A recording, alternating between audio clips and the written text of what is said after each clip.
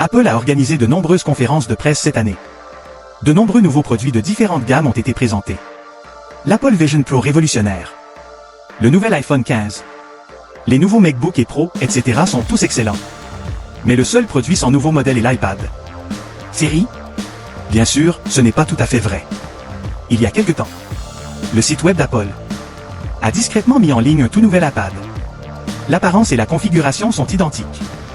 La seule différence est l'ajout d'une fonction ECM. Alors, qu'est-ce que le CM? Vous pouvez simplement comprendre cela comme un réseau cellulaire sans carte de crédit physique. Vous pouvez également accéder à Internet sans Wi-Fi. En tant que premier modèle vendu en Chine. À vie, bien que l'accès Internet indépendant soit pratique.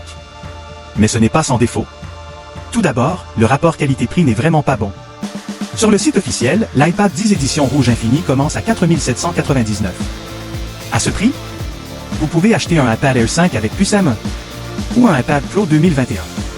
Même avec la fonction eSIM. L'iPad avec à 14 manque de compétitivité. En cas de forte charge en jouant à des jeux gourmands. Des saccades apparaissent fréquemment. Situation de blocage. Ensuite, seul China Unicom peut activer les SIM. Les utilisateurs non Unicom doivent non seulement ouvrir une autre carte SIM, mais le prix minimum de 30 yuan par mois n'est pas non plus bas.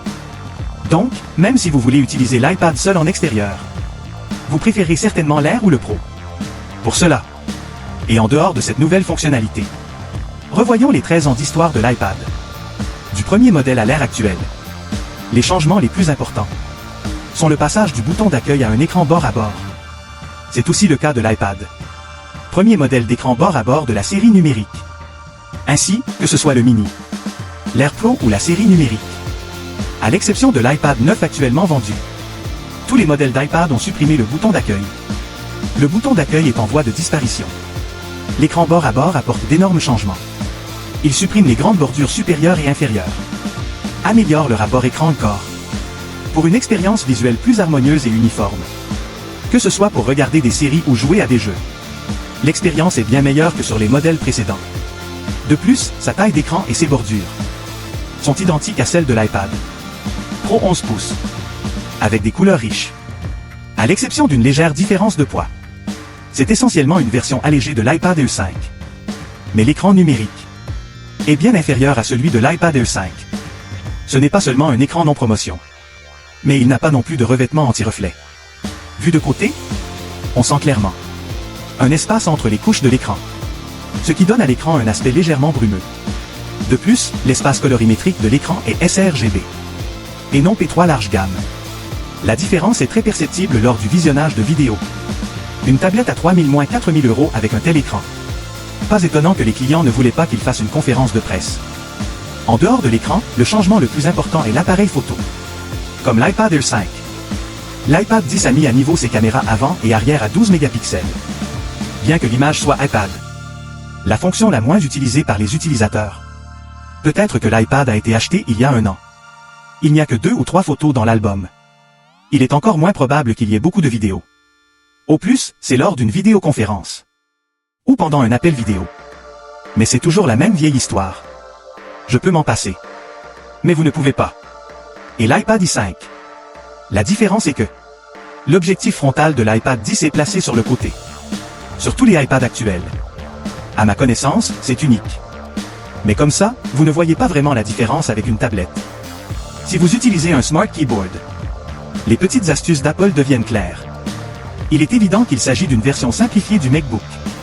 C'est le slogan classique. Votre prochain ordinateur n'a pas besoin d'être un ordinateur. Avec l'iPad, c'est très approprié. Un petit rappel amical ici. Pour iPad, le prix du Magic Keyboard est de 1999. Ce prix dissuadera probablement beaucoup de gens. Pas parce qu'ils ne peuvent pas se permettre le clavier, mais parce que la tablette ne le mérite pas. L'iPad 10 a bien été doté d'un écran bord à bord et a ajouté la magnétisation. Mais il ne prend pas en charge l'Apple Pencil de deuxième génération, mais a changé de SEC. L'Apple Pencil de première génération ne peut pas non plus être utilisé directement. Si vous avez encore des stocks d'Apple Pencil de première génération et que vous souhaitez l'utiliser sur l'iPad 10, vous devrez acheter un adaptateur supplémentaire pour le chargement. Et l'Apple Pencil n'a pas de fonction d'aimant. Il ne peut donc pas être fixé sur l'iPad 10. Si vous voulez un Apple Pencil qui dure, Vous pouvez également choisir le dernier modèle sorti récemment, l'Apple Pencil USB-C. Mais il ne peut pas être utilisé comme le Pencil de première génération. Recharge directement sur iPad. Nécessite également un câble USB-C supplémentaire. De chargement. Il faut dire que pour le travail au couteau, il faut regarder Cuco. Dans l'ensemble, l'iPad 10 est vraiment une tablette avec un très faible rapport qualité-prix. Si l'on ne considère que la comparaison longitudinale.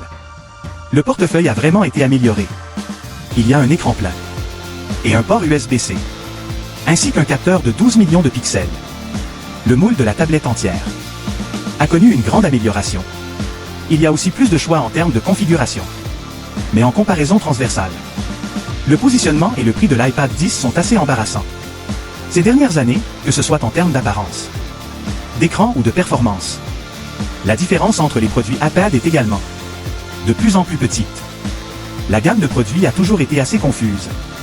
Maintenant, Apple commence aussi à remarquer ce problème. Il y a des rumeurs selon lesquelles Apple prévoit de réformer complètement la gamme iPad en 2024. Pour réduire la confusion liée à la variété des produits. Pour réduire la confusion liée au nombre de produits. On prévoit que toute la gamme de produits Apple sera mise à jour l'année prochaine. Principalement concentrée sur les bords droits. L'écran plein écran, la puce série M, etc. Les modèles de 9e génération, avec leur design classique, seront également éliminés. Donc, même si l'iPad 10 est assez décevant, mais peut-être que l'iPad 11 sera l'iPad le plus intéressant à acheter. Qui sait? Voilà. C'est tout pour cette vidéo. Si cette vidéo vous a été utile, n'oubliez pas de la liker, de vous abonner et de la partager. À la prochaine vidéo.